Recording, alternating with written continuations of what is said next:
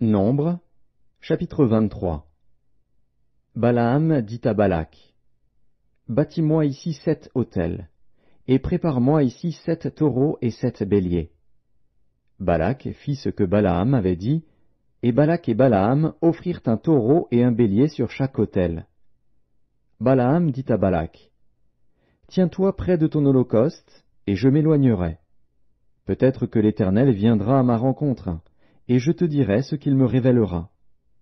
Et il alla sur un lieu élevé. Dieu vint au-devant de Balaam, et Balaam lui dit, j'ai dressé 7 autels, et j'ai offert un taureau et un bélier sur chaque autel. L'Éternel mit des paroles dans la bouche de Balaam, et dit, retourne vers Balak, et tu parleras ainsi. Il retourna vers lui.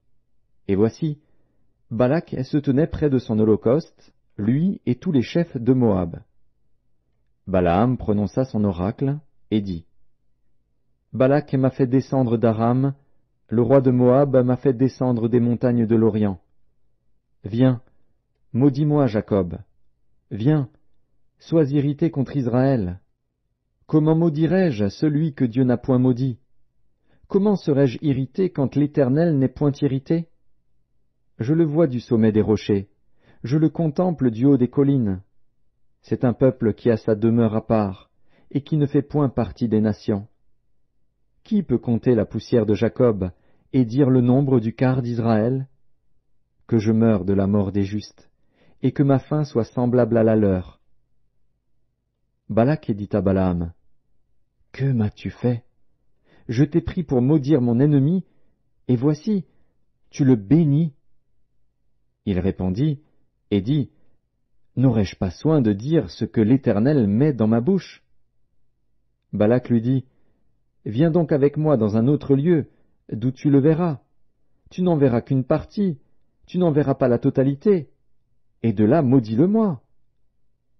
Il le mena au champ de Tsophim, sur le sommet du Pisga.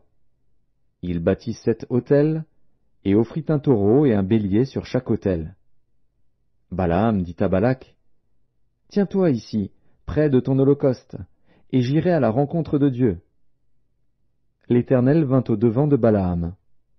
Il mit des paroles dans sa bouche, et dit, retourne vers Balak, et tu parleras ainsi. Il retourna vers lui, et voici, Balak se tenait près de son holocauste, avec les chefs de Moab. Balak lui dit, qu'est-ce que l'Éternel a dit? Balaam prononça son oracle, et dit, lève-toi, Balak, écoute.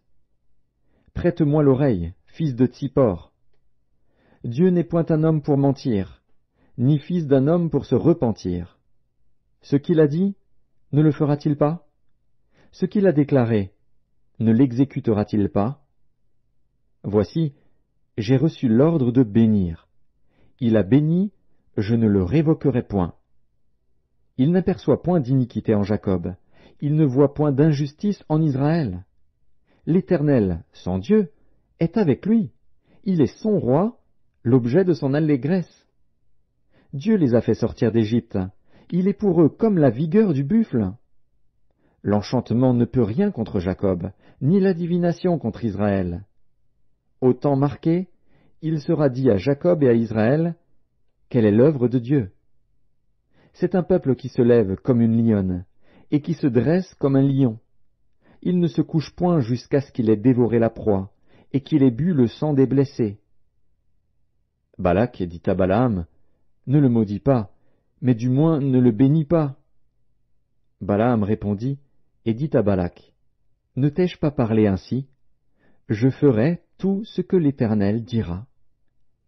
Balak dit à Balaam, viens donc, je te mènerai dans un autre lieu. Peut-être Dieu trouvera-t-il bon que de là tu me maudisses ce peuple.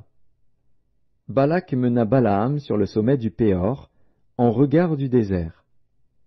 Balaam dit à Balak, bâtis-moi ici 7 autels, et prépare-moi ici 7 taureaux et 7 béliers. Balak fit ce que Balaam avait dit, et il offrit un taureau et un bélier sur chaque autel.